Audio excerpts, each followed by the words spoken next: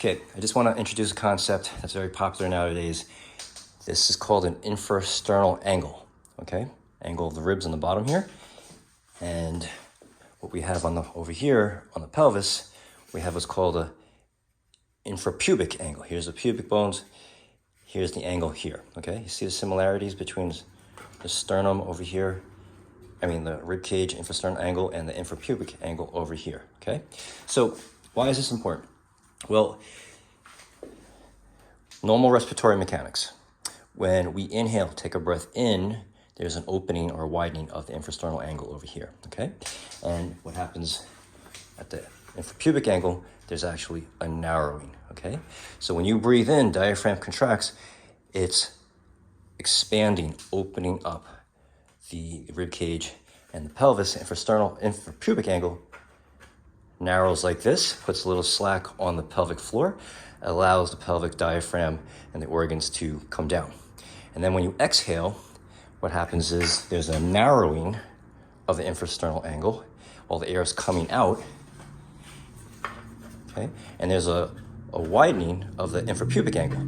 So it puts tension on the pelvic diaphragm ascends, thoracic diaphragm ascends, exhalation, all the air comes out.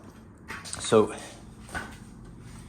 that's normal respiratory mechanics, but in this world there's nothing really normal, because now we have to tie in a couple of factors. One, we have to tie in the fact that when we move, that's one, different things happen, and two, we all have our natural biases or tendencies that makes us unique and special, that is underlying all of this. So in general, there's some people who have a tendency that are more narrow infrasternal angles as opposed to people who have more wide infrasternal angles.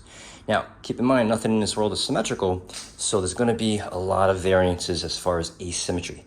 One side might be more wide, one side might be more narrow, and then underlying that is the baseline tendencies, or what I call default mode or autopilot or archetypical patterning of either being wide or narrow, okay? And there's always a corresponding of what's going on in the infrasternal angle with the infrapubic angle.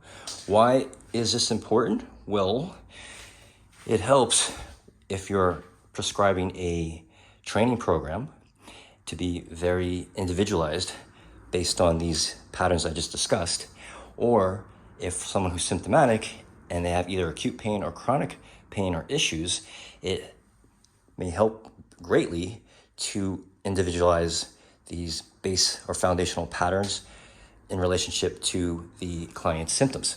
So it's a more direct individual approach, and it takes a little bit more work than just generally prescribing exercises based on some Google search you did and prescribing it to your clients, and they'll do okay with it. But if you really want to be specific, whether for training or for rehab and treatment, or even for improving someone's performance, this may help greatly. Now, keep in mind, the goal here with all of this I'm talking about is not to change their underlying archetypical patterning of the wide angles or the narrow angles. That's going to be impossible, because that's like saying if you're 5'7", you want to change someone to be 5'9" or 5'4", or if someone's upper arm is 14 inches, you're going to make it 16 inches or 12 inches. No, it doesn't work that way. You're limited by your genetic individuality. So the goal really is to understand what you're working with. This is where the individual and specificity comes from, and then to optimize or maximize their capacity to adapt to whatever stressors or movements or activities that they're involved in, to maximize their performance and to optimize the integrity of the overall, all the soft tissues that are involved in the movements or activities. So when you're limited by these patterns and you have a limited capacity to adapt, then you start to overload soft tissues, and this is where usually injuries or chronic issues and chronic pain start to happen.